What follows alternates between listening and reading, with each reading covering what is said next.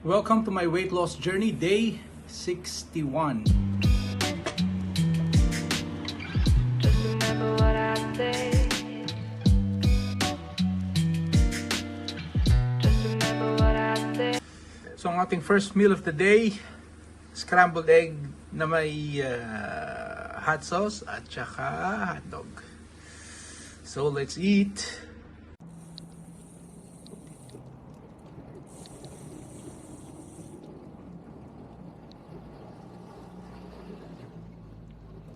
Start na tayo ng ating daily ride. So, ano tayo? Hindi tayo nakapag-bike ng 3 consecutive days over the weekend. So, wala tayong content ng day 58, 59, and 58 and 59. So, the 60th day, so yung last 3 days, hindi tayo nakapag-bike due to the bad weather here in UAE. Medyo may kasamaan talaga yung panahon. In some part of the UAE, nag-ano pa nga hailstorm. So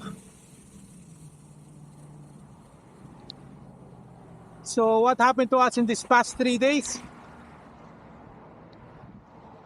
We just stayed home, eat. So that's why I didn't lose too much on that last 3 days. Yung 60 days natin. So my weight was at before I was 3-4 days ago I was down 111. So after that I gained because I ate some fried chicken, and after that, so to make the long story short, so on the 60th day my weight was 111.2. So yun, ito next 30 days, so from 60 this day 61, so 61 to 90 days. So hopefully at this time baka tayo ma-reach natin yung 100 kg mark. So I know it's an uphill battle for us, so medyo mahirap-hirap yun, pero we will try. Let's see, tingnan natin kung hanggang saan yung kaya. So yun lang muna. Weather is very good. Ang hangin hindi na malamig, so it means parating na yung summertime. So kalaban naman natin dito is yung init. Itak sa ating putis. So yun lang yung starting point. So babawiin natin yung mga araw na hindi tayo nakabike. So but unti-unti. So hopefully today maka 40 kilometers ulit tayo. Kung if you can do more than 40 kilometers, we will try to do 45. Pero we'll see. Okay din na mga 3 days ako hindi nakapag-bike. Yung mga muscle natin is fully recovered na. So yan. So back to grinding na tayo ulit. So yan na, para tuloy-tuloy na ating weight loss.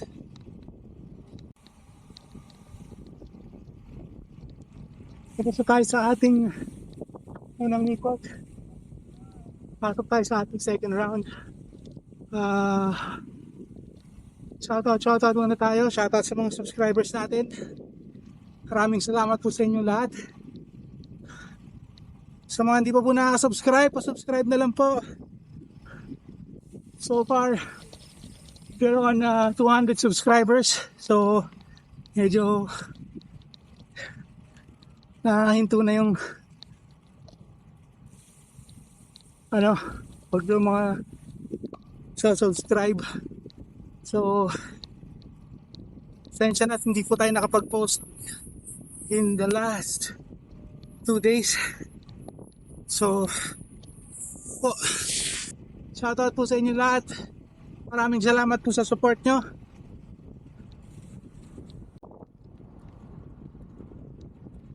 Share lang tayo ng konting story.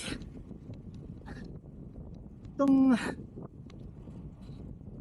last 3 days na hindi tayo nagbike, ano din eh, yung may halong lungkot din eh. Yung tipong pag na yung matatapos na yung araw, before end of the day, isipin mo, sana nagbike na lang ako, sana nakapag-bike ako, or sana hindi na lang masama yung panahon. Kasi the weather was really bad. Kumbaga, hailstorm. Imagine, nag-hailstorm sa desert. So, kaya, di ko na rin pinilit kasi at the same time, okay na rin na makapahinga. Kaya lang yun nga eh, medyo malungkot. I don't know, nalungkot ako nung hindi ako nagpapike eh. So because, like what I've said, parang kasama na sa daily routine natin itong riding eh. Kaya nga nung sabi nung ating masugid na taga-subaybay dyan sa Canada na kay tutuyan ni adventure na swerte pa rin tayo at all year round pwede tayo magbike, unlike sa lugar nila sa Canada na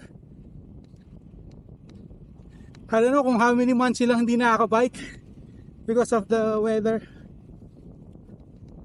So yeah, swerte pa rin kahit pa paano.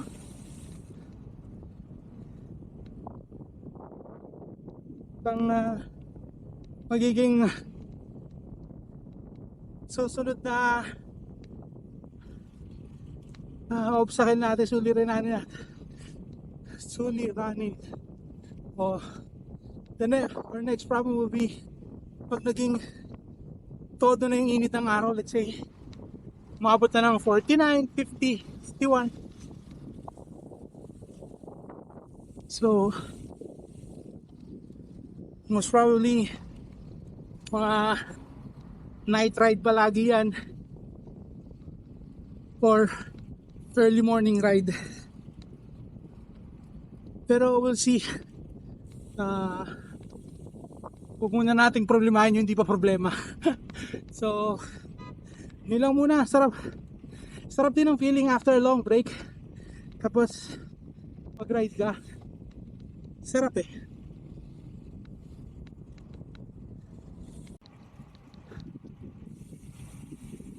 So, tapos na natin yung pangalawang ikot. Pasok na tayo sa pangatlong ikot. So far, kaya naman, wala akong problema. Kahit mahangin kung halos most of the part mahangin, hindi lang doon sa may part na mahangin. So, kaya natin to. Tapos na natin yung pangatlo. Pasok na tayo sa pang-apat. So far we've been biking for 41 minutes, 16 kilometers. So ito, pasok tayo ng pang-apat.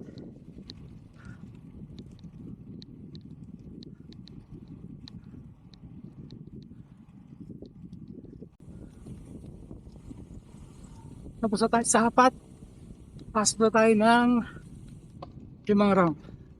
So this is the 5th round. Halfway na tayo. So kaya pa to.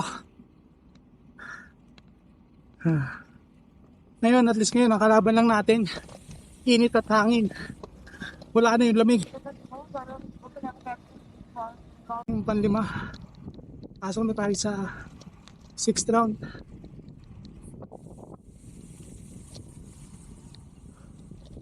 Okay, kaya pa to.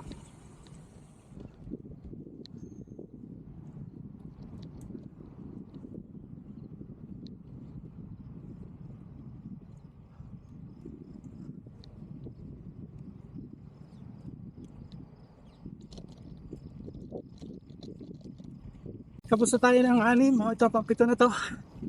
7th round. So far we've been biking for 1 hour 18 minutes, 30 kilometers. So 10 kilometers pa.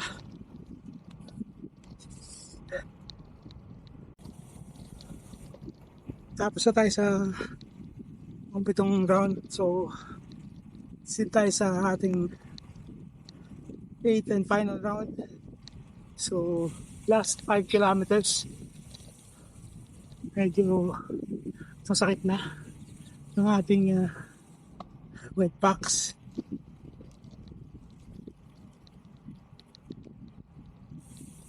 So ito, pasok na tayo sa 7th round.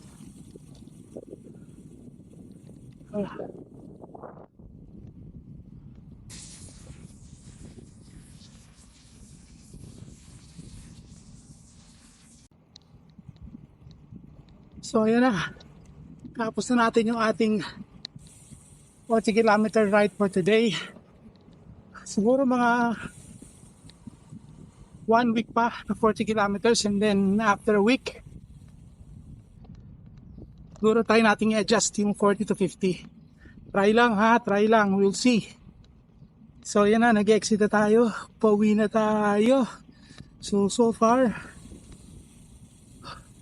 okay naman, sarap ng bike natin ngayon. Medyo lumalamig na yung hangin na yun.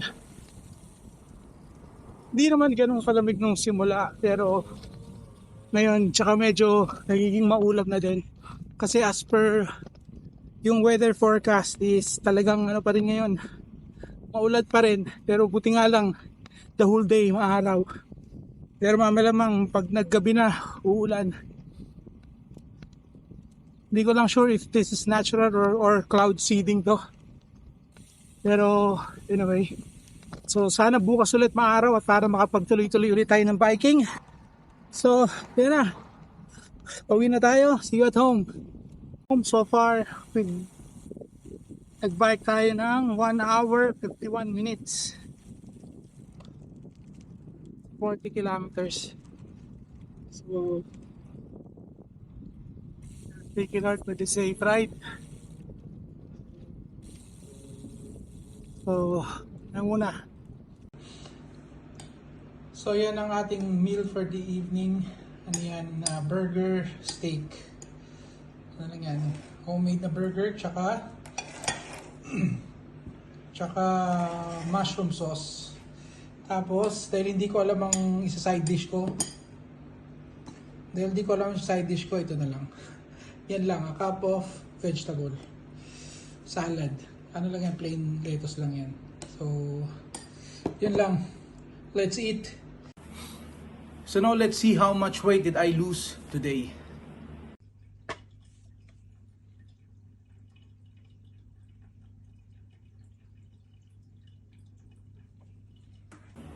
So yan, from 111.2 now I'm down to 110.5. So 0.7 kg ang nawala sa atin. So medyo nakabawi-bawi na tayo ng konti dun sa 3 days na hindi natin pagbabike. So yun na, hopefully magtuloy-tuloy na to. Yun lang muna. So until my next video, so if you find this entertaining, interesting, and helpful, please like, share, and subscribe. See ya!